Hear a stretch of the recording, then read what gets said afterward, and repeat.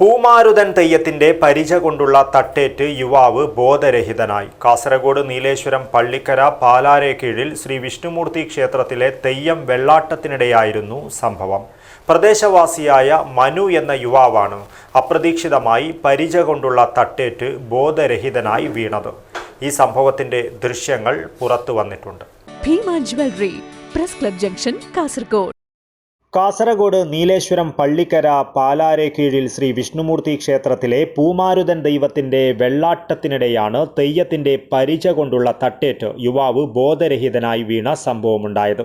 പ്രദേശവാസിയായ മനു എന്ന യുവാവിനാണ് അപ്രതീക്ഷിതമായി തെയ്യത്തിന്റെ പരിച കൊണ്ടുള്ള തട്ടേറ്റത്. പിന്നാലെ യുവാവ് ബോധരഹിതനായി വീഴുകയായിരുന്നു. വെള്ളാട്ടം കെട്ടിയാടുന്നതിനിടെ ആചാരങ്ങളുടെ ഭാഗമായി ആളുകളെ ഭയപ്പെടുത്തുന്ന രീതിയിൽ പരിച കൊണ്ട് തട്ടുന്നത് പതിവാണെന്ന് പ്രദേശവാസികൾ പറയുന്നു.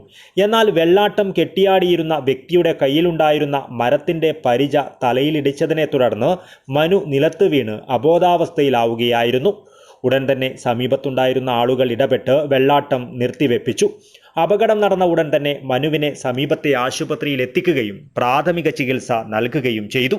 പരിശോധനകളിൽ ഗുരുതരമായ പരിക്കുകളൊന്നുമില്ലെന്ന് സ്ഥിരീകരിച്ചതിനെ തുടർന്ന് യുവാവിനെ വിട്ടയച്ചു. നിലവിൽ യുവാവിന്റെ ആരോഗ്യനില തൃപ്തികരമാണെന്ന് ബന്ധുക്കൾ അറിയിച്ചു. മലനാട് കാണുവാൻ ഏഴിമലയിലെത്തിയ ആര്യ രാജപുത്രിയുടെ സഹോദര സ്ഥാനീയനാണ് മല്ലനായ പൂമാരുതൻ എന്നാണ് വിശ്വാസം. വഴിനീളെ 107 ആഴി കടന്ന് ദുഷ്ടശക്തികളെ നിഗ്രഹിച്ച് ഭക്തരെ രക്ഷിച്ചു എന്നാണ് വിശ്വാസം. പൂമാല ഭഗവതിയെ ആരാധിക്കുന്ന ക്ഷേത്രങ്ങളിലാണ് പൂമാരുതൻ കെട്ടിയാടുന്നത്.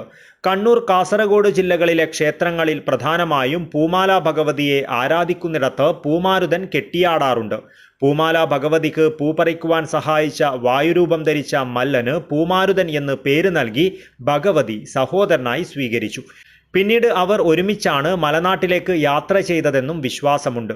കണ്ണൂർ, കാസർഗോഡ് ജില്ലകളിലെ രാമന്തളി, കുറുവന്തട്ട അറ, തായിനേരി, പനയാല, നീലേശ്വരം തുടങ്ങിയ സ്ഥലങ്ങളിലെ ക്ഷേത്രങ്ങളിൽ ഈ തെയ്യം കെട്ടിയാടുന്നുണ്ട്. തെയ്യത്തിന്റെ വേഷവിധാനം, മരം, നിറങ്ങൾ എന്നിവ ക്ഷേത്രത്തിലെ രീതികൾക്കനുസരിച്ച് വ്യത്യാസപ്പെടാം. വെള്ളാട്ട രൂപത്തിലും ഈ തെയ്യം വരാറുണ്ട്. News bureau, Kasaragod.